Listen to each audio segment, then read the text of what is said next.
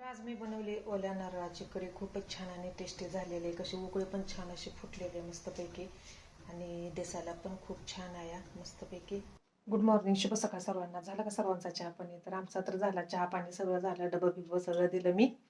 तर स्वयंपाक पण बनवून झाला नाही अर्धा.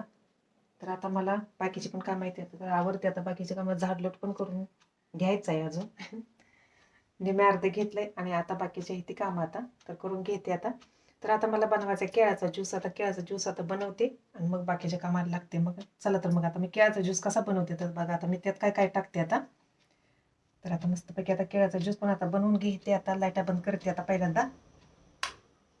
तर आता दाखवते आता केळाचा ज्यूस आता कसा कसा बनवणार आहे ते आता. तर किचनमध्ये अजून मला बरेचसेच काम आहेत ती अजून तशी. आता ही केळ आहे ती बघा, मस्तपैकी केळ आहे ती. हे केळाचा ज्यूस बनवते आता. मोठी केळ आहे ती. तर चला तर मग. तर आता केळ मी सोलून घेतले, चिरून टाकले बारीक करून. शरणा त्यात बुष्टीच्या पुड्या टाकले, त्या काळं मनुकट पण टाकले ते धुवून चांगलं, आणि तिळ टाकले ती. तर मला अजून तिळ अजून टाकायचं इथं. तर दुसऱ्या डब्यात थोडंच तिळ होतं. तर आता हे तीळ आता मी चमचा भरून आता टाकून घेते आणि आता बारीक करून घेते आता मस्तपैकी आता मिक्समध्ये आता. तर खूप छान असं बारीक पेस्ट झाली आता, करून घेतली. आता दूध आता ओतून घेते आता. तर ह्याच्यामध्ये आता दूध पण ओतून घेतलंय आता. परत एकदा आणि बारीक करून घेते आता. तर आपल्या केळाचा ज्यूस आता घटमुट मस्तपैकी आता मी बनवून घेतला आता. खूप छान आणि टेस्टी लागतो. तर दिसायला पण आता ह्याच्यात बूस्ट टाकल्यामुळे असा कलर आलेला आहे. तर किती घट्ट आहे. आपल्याला जर दूध जर अजून ह्याच्यात वाटायचं असलं तर आणि ओतू शकता. आता मस्त असा ज्यूस केळाचा बनवलाय आता मी छान छान पैकी. आता काळं मनुकं पण टाकलेलं आहे त्याच्यात. तर आत्ताच बघा आम्ही बाजार करून आलो आता मस्तपैकी. आता बाजार आणलाय भरपूर असा. मला जेवढा पाहिजे होता घरात, जेवढा काय काय संपलेलं होतं ते आता बाजारात आणलेलं आहे. तर छान छान पैकी आणि उशीर पण झालाय आता. अजून मला स्वयंपाक बनवायचा आहे. नंतर दाखवते त्या बाजारात. पोहे पण आणले. ते पोह्याचा एक पुडा आहे, मोठाच्या मोठा 1 किलोचा पुडा आहे. खूप छान असं पोह्याचं. थोडं कोथिंबीर आणलेले, मस्तपैकी कोथिंबीर, ताजी टवटवीत कोथिंबीर आहे. तर आता दाखवते तुम्हाला आता. तर हा आता संपलेला जेवढा होता बाजार तेवढ्यात पटपट आता जाऊन आता आणला आता. तर हे तांदूळ बघा कसला आहे तर कलरचं तांदूळ. हे तांदूळ खूप छान येतं आणि भात पण असा मऊ होतो. तर केरळमध्ये असला तांदूळ असतो लालगा. आणि ह्याच्याबरोबर भाज्या पण अशा भरपूर केल्या म्हणजे खूप छान असा भात लागतो. आणि इकडं आलं पण आणलेलं आहे रिलायन्स मार्केटमधून. केळा इथे, इकडं कांदा, इथं बटाटो, इकडं काय आहे बरोबर ह्याच्यात दिसते तर जिरं. तर जिरं एकदम आणलं किती येतं, पाव किलो जिरं येतं. तर आता जातील आता बरेच भरपूर दिवस आता. चांगलं आता चाळून आता निवडायचं आता मस्तपैकी. ह्याच्यात आहे लसूण. तर असं भरपूर असा मला जेवढा पाहिजे होता तेवढा बाजार आणला होता. आणि आता मी बनवते ओल्या नारळाची कढी. तर त्यासाठी दही आता बारीक करून घेतलंय आता मिक्सरला चांगलं मस्तपैकी. आणि ओल्या नारळाचं दूध आहे ह्याच्यात शोधून घेतलंय. आणि इथे मी मोहरी, मेथ्या आणि जिरं, कांदा, मिरची, पिकलेली मिरची आहे, कढीपत्ता मस्तपैकी आता फोडणी दिलेले. तर आता कलर येण्यासाठी हळद टाकून घेते मस्तपैकी. आता चांगला आता खरपूसाचा मसाला भाजून घेते आता. कांदा बारीक घातलेला आहे, नुसता टाकला म्हणाय टाकलाय कांदा, पण मिरची आणि लसूण टाकलेला आहे चांगला भरपूर. आणि चवीनुसार कढीपत्ता पण टाकून घेतला मस्तपैकी. आता चांगलं आता फोडणी पण झाली आता आपली. आता झटकीपट घटमुट कढी बनते. आणि ही ओल्या नारळाचं दूध आहे मिक्समध्ये. खूप छान असं आता शिजून देते. थोडंसं आता उकळी फुटली की आता मीठ टाकते आता. आणि कलर पण छान येतो आता. तर किती छान अशी कढी आता बनली मस्तपैकी. आता उकळी पण फुटली आता. तर घटमुट अशी फुटत नाही आता. ओल्या नारळाचं दूध असलं की कढी गेली वाईस उतो. तर किती पण आता केलं तरी कशी बघा फुटत नाही अजिबात. त्याच्यामुळे ते बरं वाटतं ओल्या नारळाची कढी बनवायला. खूप छान आणि टेस्टी लागते.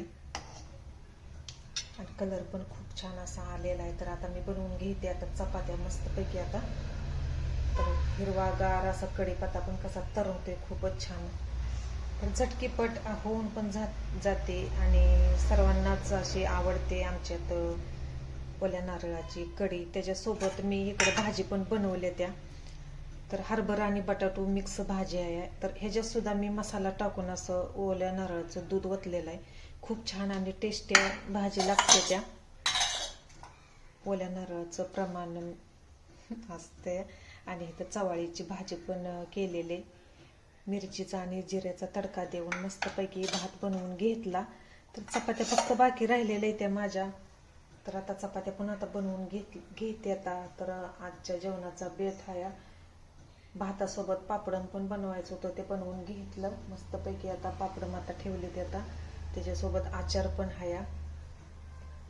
तर चला तर मग आता सगळं सकाळपासून हे काम झालं की ते काम, ते काम झालं की हे काम. मग आता शेवटी आता मला राहिल्या त्यात चपात्या आता करून टाकते मस्तपैकी. का गदग्या आता चपात्या आता बारक्या बारक्या बारक्या करते, म्हणजे मऊ अशा राहते त्या. पण एवढं आहे की आता चपात्या लाटून घेतल्या की इकडे चपात्या गदग्या लाटल्या की फुगते त्या पण चांगल्या. आणि जास्त तेल लावायची पण गरज नसते चपात्याला. आणि पडदिसना मेन म्हणजे पडदिसना भाजून निघते त्या चपात्या.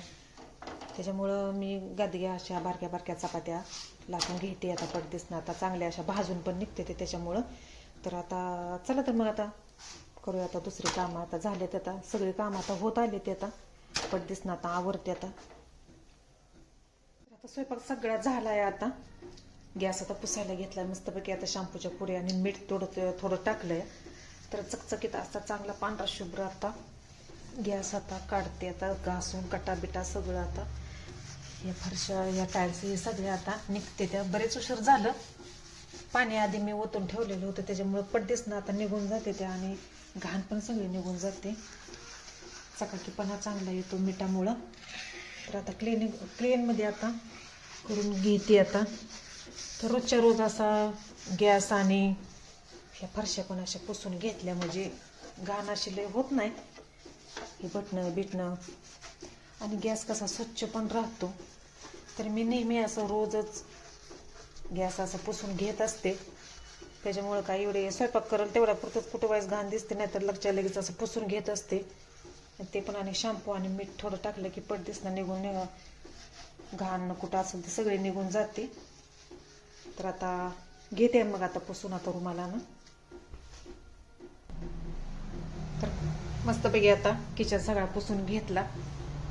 किती चकाकीपणा पण आलाय बघा आता असा. आणि दिसाय पण किती खूप छान आणि देखणा दिसायला लागलाय गॅस आता. तर आता कशाला बाटल्या फेटल्या तसलं काय मी आता वापरत नाही. मी कधी वापरल्या पण नाही त्या अशा. त्याच्यामुळं काय एवढं मला वाटत नाही. कुठल्याच बाटल्या मी अशा वापरत नाही. थोडंसं मीठ आणि आपली एक शॅम्पूची पुडी बारकी असली थोडा त्यातला शॅम्पू घ्यायचा ना आपली असं पुसून काढते मग. आणि ते मला तेच आपलं बरं वाटतं. त्याच्यामुळं कोणत्या बाटल्यांची मला नावं पण माहिती नाही. ते कधी आणलेच नाही ते बाटल्या असल्या, त्याच्यामुळं नाही काय वाटत.